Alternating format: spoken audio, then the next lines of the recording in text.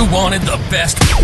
You've got the best podcast. The hottest podcast in the world. The Chris Voss Show, the preeminent podcast with guests so smart you may experience serious brain bleed. The CEOs, authors, thought leaders, visionaries, and motivators. Get ready. Strap yourself in. Keep your hands, arms, and legs inside the vehicle at all times, because you're about to go on a monster education roller coaster with your brain. Now, here's your host, I'm Chris Voss here from thechrisvossshow.com. I'm just going to do it different every time. When the fat lady sings it at the opera, you know it's the real Chris Voss Show. Don't accept any copies or replacements because they don't have that opera singer. And they haven't been able to hire on Fiverr, hopefully, because that was at least $5 we had to spend. Might have been 10. I don't know. But that's all the more reason why we need your guys' love and support. So go to goodreads.com, share it with your family and friends. Go to youtube.com/Chris Voss.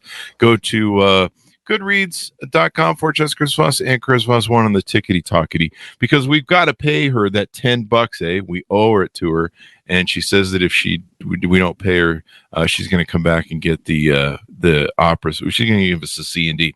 Welcome to the show, my family and friends. As always, for 15 years, we've been bringing you the most brilliant minds, the most creative minds, the people who tell their stories through life.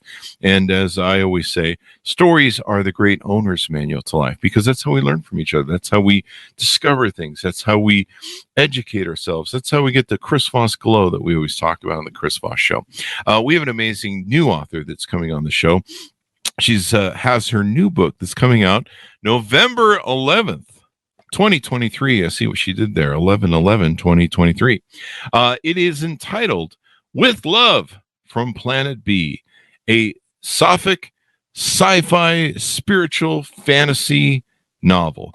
Zion Salam is on the show with us today. She's going to be talking about her amazing new book, and she's new to writing books. So welcome to our debut author. And you always got to be nice to debut authors because they're just coming on the scene. They're bringing all their cool stuff, and usually they smack it out of the park. They do pretty good with all the stuff that goes into being an author and sharing all the stuff they put into it. And she put a lot of years into it, so we'll get into it in a second.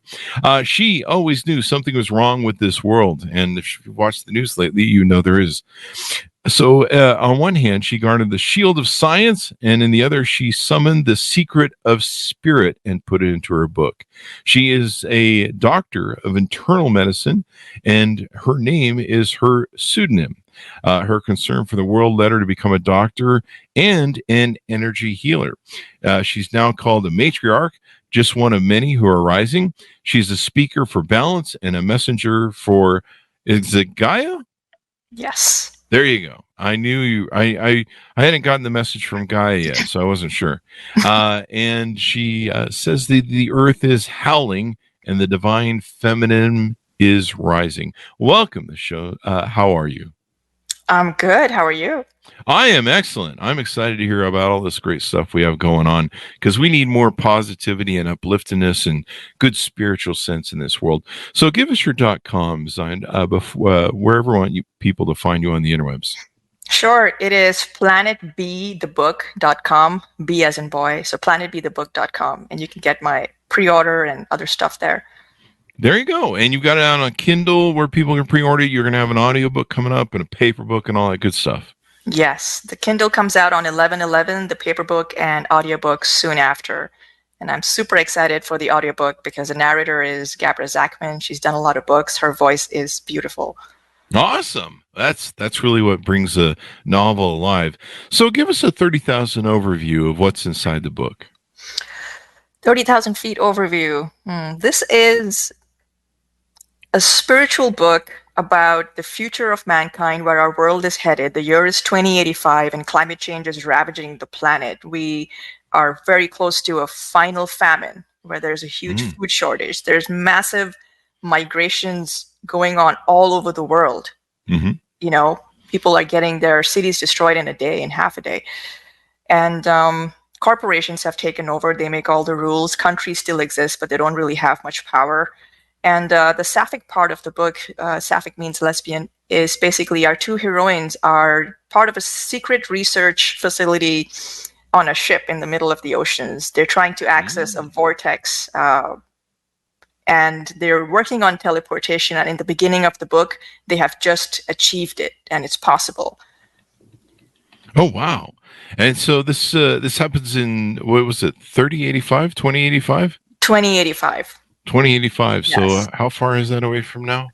It's a bit of a ways away. Maybe 50 years. Yeah. So, all right. So we might live long enough to see if it comes true or not. Yeah. Even though it is a novel. So yeah, I just said it is a novel. Yeah. Go. So you've been writing this book for quite some time. Tell us what the lead up to this book is, and what some of the proponents that made you want to write it. Well, in 2017, the United States left the Paris Agreement. Thankfully, we rejoined it. And in that same year, we undid a lot of the good environmental protections we had. And I've been reading about climate change since I was 15. I was that kid where people would be like, hey, don't worry about these kind of things. And I was like, how can I not? I'm reading everything. So I became even more concerned after 2017. And in 2018, I found myself one day just writing out the future that I was seeing in my mind all the time. And it quickly turned into a story. It was just flowing out of me. Like I couldn't stop. I would just nonstop get ideas and write them down. And I had never written a book before. I mean, here I am. I'm a doctor. I'm working in hospitals. And on my free time, I'm in a hospital all day. And then I'm like, want to write this book. So it was a very steep learning curve. I had to learn so much. I've had 6 or 7 really good editors, and I feel like I finally have a polished result. And it's going to be out on 11/11, which is a spiritual number a lot of people have been seeing. So it just kind of fit the book. Yes. What is the spiritual realm of the 11? I've had friends that they always like, it's 11 o'clock or it's 11 a month and stuff. They'll post on social media. People have their own theories, but they basically call these numbers angel numbers. And if you speak to experts, which I am not, experts say each number has its own significant meaning. So 1111, 222, 444. 1111 to most people means positive goodness, positive spirituality, and that your angels, if you believe in angels, guardian angels, or spirits, are around you, or your higher self. My magic number is 1 million, as long as it's in my bank account. That's a lot of zeros. Yeah. But zeros. It works for me. And that's when I feel like I've achieved my most happiness. So I mean, you grow up and you're reading about all these things about climate change. What made you want to become a doctor? I'm always curious about that. To be honest, I was 16 years old when I sort of started watching the news on CNN and wars and this and that. And I honestly got a little depressed from the world that I was living in. And I wanted two things gave me energy. One, let's be a fighter pilot and fly really fast. And 2, let's be a doctor and go in the middle of these war zones and fix both sides.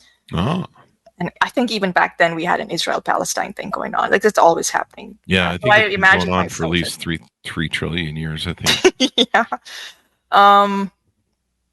Of course, I'm not exactly like a war medic doctor right now, but, I ended up as internal medicine. I really fell in love with the science of it. And all the things you learn. You're learning about life and death when you're studying to be a doctor. You're learning the pathology and how things go wrong on the cellular level and on the DNA level, and how there's a story at each level being told to you if you study it. Really? And oh yeah. And that's where science and what we can measure mixes into philosophy, and your brain, your mind kind of wants to figure it out. Like, what's the story here? Because I know that there is, and sometimes it all makes sense. And one of the things you studied when you were young was quantum physics. Clearly, I did, and I flunked English in 2nd grade. Everybody knows that callback joke on the show. Where did that lead you from there, and kind of intertwine itself in we do these things in life where we learn things and then we end up using them stuff. So maybe some of that got incorporated into your novel.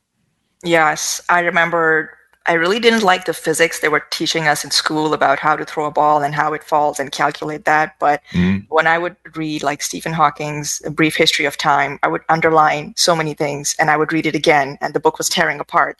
And I was just trying to understand and know it all. And you can't because it's so complex. And because you're not the mathematician and you're not the physicist, you're just like, a 20-year-old something trying to understand. So maybe on some level something seeped in, but I do know that everything is energy, right? At the end of the day, that's what they say. Yeah, and it sounds like you were searching for something. You the juxtaposition of what you saw on TV, the news, the ugliness, the horror, and the depressing nature of it all. You were trying to find a way to find something positive, something to build into life. Is that a maybe? I was trying to talk to God. I was trying to find God. I was trying to find reality and what is the truth, because things are obviously not the way people say they are. No one's really in charge. So what's really going on? Yeah, he's got an account over on TikTok. You can go see him over there. I think everyone's got TikTok. I don't know if that's true or not. He seems a bit suspect. There's also a Santa over there that I'm suspect as well. So, who knows? But you can try talking to him and see what he says. Maybe he'll just scream, the end is coming. The end is near. He's the problem because he did not heed. That's one of the lessons in my book. There you go. So you've got some characters in your book. Tell us about the characters in the book, the protagonists, kind of why you chose them and how you flush them out. How I flush them out? How you kind of bring them out in the book and. Okay. Unless you did flush them out in the book, No. So flesh them out, I think, is the word I should have used. Flesh them out. Yeah. Yeah, not flesh. So one of my characters is named Zara, and that's the one I started writing with. I think it helped to have because my name starts with a Z and hers did as well. She is a future climate refugee from Pakistan where I wrote this book in 2018 and there was a major flood in Pakistan and a lot of millions of people became refugees and her family was one of them. And then she kind of ends up living in a refugee camp where all they're taught is religion. And there's a Taliban there as well. The Taliban were always going to come back in power. The Taliban's still running things in 2080? Oh, for hell's sake. There's them or their version of them. The extremists are still there, and who else would, be in charge of a refugee camp? The extremists, without a proper law and order situation. That's how I see things. So she actually manages to get out of the refugee camp. She's one of the few people. When the corporations took over, they created the Free One World Nation, which is called Free Own, which is supposed to be an oxymoron and make you think like, okay, what's really going on? Because these corporations by now own most of the world's natural resources even. Wow. Not much different from how Nestle keeps trying to buy up our springs and natural spring water. So she gets out. She actually becomes a free-owned citizen, which is a very highly esteemed, wanted position. She climbs up the ladder. She becomes a neuroscientist, and she's doing research in teleportation and what the mind goes through. She becomes a Master Lucid Dreamer. So she basically sleeps a little longer, but she tries to remember and document all of her dreams. And they do this because if they want to teleport safely over long distances, their theory suggests that you should be lucid when you do it.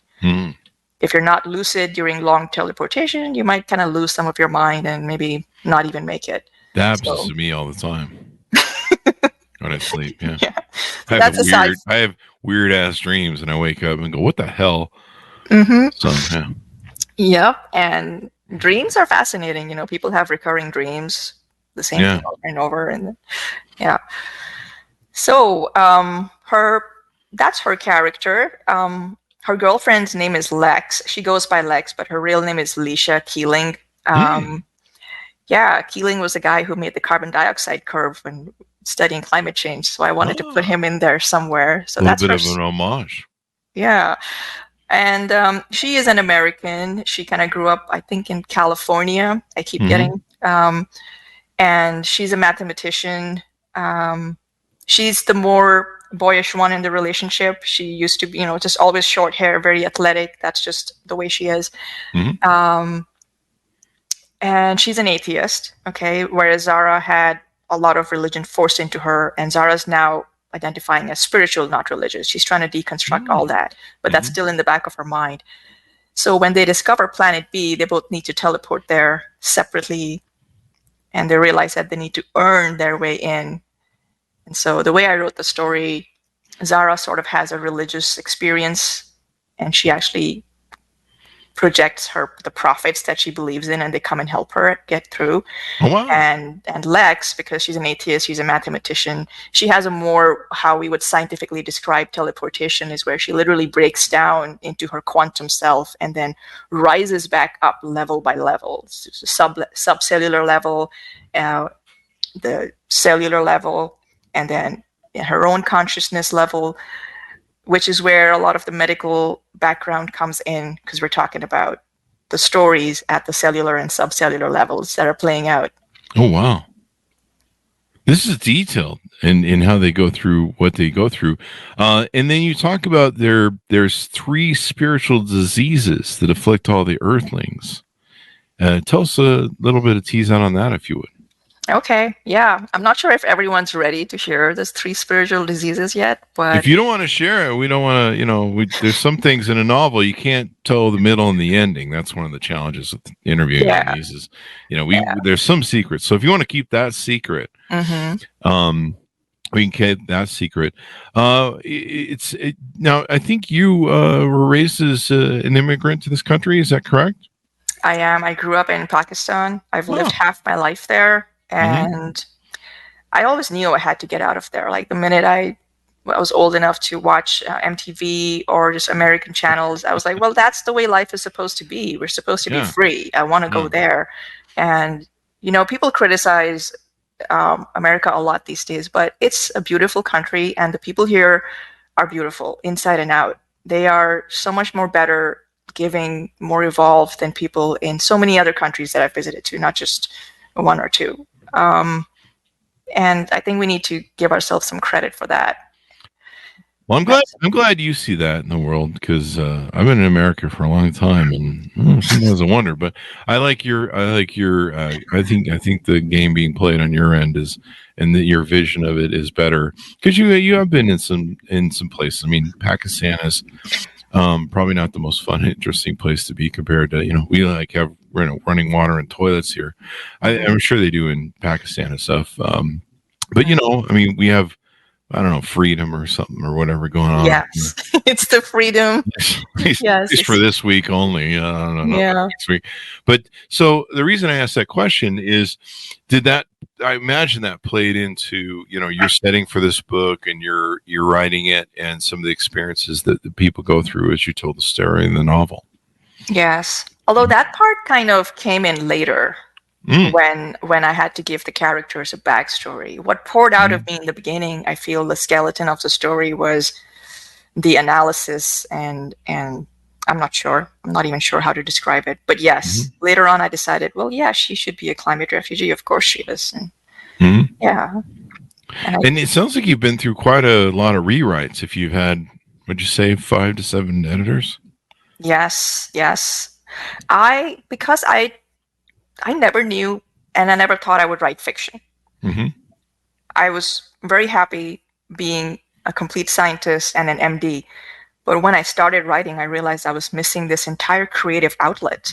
Oh. So my learning curve was steep. When I thought I was finished, I was just done with the first draft. Yeah, and the editors go, well, that 50,000 words is great. Here's the one page that you can keep, and the rest we tossed out. Now do it again. And when I gave it to, I think, my second editor, or my first main editor, I thought I was done. I wasn't. I had moments when I would be sitting and I would just like slap my forehead. And I was like, oh, that's why that happened, because this is supposed to happen. Because I was at some levels going so deep into the story, like pulling in and out, I had to connect my own dots. And, you know, I didn't know what I was writing when I started off. It kind of took me a while. I don't know if that means I'm dumb or smart or what. No, you're telling a story, and to tell a rich story, it takes time. It's like a fine wine, right? Mm-hmm. Yeah, and you can't rush it, and you can't try and force it to be done. It has to come out of you. It has to find that flow, and sometimes it's like a river, and sometimes you look at your thing and you're going, wait, that needs to go there, and this piece needs to go there and over here, and you start, sometimes you look at it and you're just like, that whole thing just needs to go this way and spin around. So it's just telling a great story takes time and development. I mean, we've had people on the show that took 20 years to write a certain book or story, and sometimes they're really prolific novelists. They were writing all these other books, but this one book that they had, or one lane that they were going to write this thing on, took them 20 years, even though they were doing all this other stuff, and they were prolific. So sometimes it just takes a while to cook. Yeah. So you go through the journey, you've written it down, and you shipped it to the editors because you're almost to your publish date. So it's a really exciting time. So what in the future, and we can't ever talk too much about the middle or the end. What are some of the other things we haven't talked about that maybe you'd like to tease out in the book? You mean things from the future? Well, the book's set in the future, but 2085. What are some other aspects of the book that you found? Maybe you put in characters maybe that you've from your life, maybe that you incorporated or paid homage to, or maybe things that you put in that kind of a reflection of yourself. Oh, sure. I think the main characters' boats I kind of drew on myself. Mm-hmm. I can't say I've put a character from my real life in the book. They all just kind of came the way they were to me in my mind. But yeah, I feel like just the spiritual aspect of the book, which is why I call it a spiritual novel, took me deeper than I thought it would. Mm-hmm. It started off as a hobby, like, I'm writing a future dystopian novel and it's for fun. And then somewhere along the line, things took a turn, and the things that I was writing started happening. And I was like, whoa, this is not supposed to happen yet. Like, the Amazon isn't supposed to burn yet, but it was. And even weird, like, I'll give you a really weird example. So I just decided to make up something called a floating island, which is an island that just pops up when a volcano under the ground erupts. And I had never read about it in geology or anything. And then I'm reading the news one morning in 2019, and what do I see? I see a headline saying volcanic eruption creates temporary islands of pumice. And I'm like, so our minds are connected, right? So it's our brains and an antenna. And I feel like we're picking things up. And when we're writing, we become really good at picking up certain things that we're tuned into. Yeah.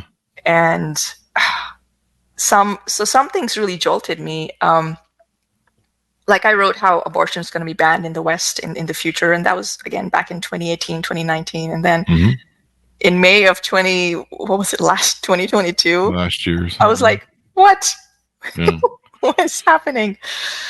Things got really intense around that time. Yeah, they've been working on that really hard for 40 years. We've had a lot of authors on that have documented the intent of stacking the SCOTUS court by the billionaires on the right to take and make that happen. They've been working on it a long time, and they finally there's a saying, the dog finally caught the car, and now the dog doesn't know what to do with it. And so it's it might be backfiring a little, but I don't know. We'll see. It's this country's kind of weird how we, as Obama used to say it, we zig and we zag. And we kind of muck about to find the way, and just hopefully that baton of democracy makes it forward another day or another administration. It's just, it's kind of interesting how we do things. But, when you're a young democracy and you're pretty much the most vibrant democracy that's ever been created, I would think we can say, there's no model for what we're doing. So we're just going to try and do the best we can with it and hope we survive another day.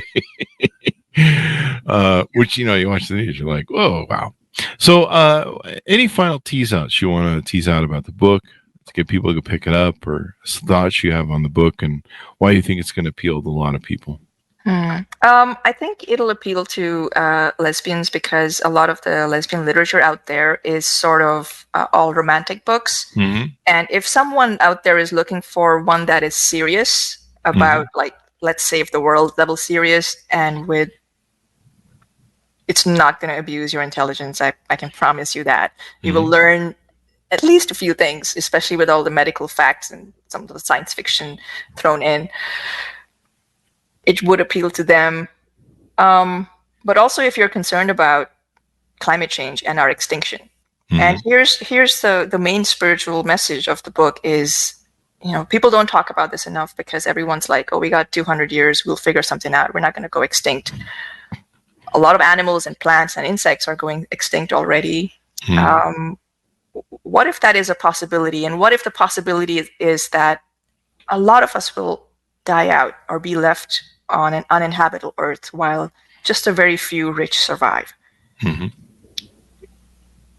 If that is a possibility, the good news that I discovered while I was writing this book, and it actually changed from a dystopian to a book that led me through a spiritual pathway of my own, it led me to love. So the thing that I want to tell people is we will rise. We are rising right now. There's a huge spiritual awakening going on. I'll tell you what. So I'm writing this book and I'm a hermit while I'm writing it because I didn't want anything, right? I didn't want relationships. I didn't want distractions. I was just so in love with the process of writing and what was happening to me as I was writing, and the synchronicities that were happening to me when I was writing, and the signs that, okay, so I'm thinking, oh, I'm like on level 9 here. Wow, I'm so awesome. I've got all these knowings and my predictions are coming true. And then I joined TikTok and I start watching other spiritual people and what are they talking about? Oh my God, so many people are getting the same messages. So many people are, first of all, they care so much about what's happening. They're talking about the same kind of things. They're talking about the same sort of how we need to change, how we need to elevate ourselves. And so I feel like if for the spiritual community, this book is sort of like a must read, especially if you want a doctor's opinion on for example, the chakra system. Everyone's kind of obsessed with the chakra system, and thank God to the yogis who protected it from the onslaught of Abrahamic religions that tried to destroy it, because now we have proof that the pineal gland is really something special. And we're starting to measure all these experiences that people feel, like the Kundalini rising. Spirit comes from spiral, and there's a lot of spiral methodology and symbology in my novel as well. I didn't put it there. It put itself there. Okay. A lot of things in the book put themselves there. I had moments when I was like even scared of what I had just discovered. I'm like, oh my God. And had to try and put meaning in it and find the meaning. Anyway, I lost what I was saying, but you were saying that it's going to appeal to a lot of different people. Yes. Is there a lot of good novels or lesbian targeted novels or books out there? Do you feel this is going to help the market in that way and maybe encourage some other writing? One of the reasons I started writing, to be honest, was because I was looking for stuff to read and I was disappointed. I'm sorry to say, because I like sci-fi fantasy, but I want it to be something more real. I want it to teach me something. I want it to take me a little deeper. And that's exactly what I wrote. And, this book is it's written in layers. And when you keep getting these intuitions and these knowings, after a while, you start trusting yourself and like, I really am doing something important. So I actually put in the book that it will take you deeper into yourself. It will show you how powerful love is at the end of the day, and how we are so much more than what we right now think we are. And the world is going to change really fast. There's going to be a lot of bad things that are going to happen. Like, look at what happened in Maui and Libya and Morocco. Like, one day, 1,000 people dead. Like, one day, and 10,000 people dead in Libya. There's going to be bad stuff, but especially if we tune into it and we choose it and we do a little bit of work for it, we're going to rise. We're going to surprise ourselves.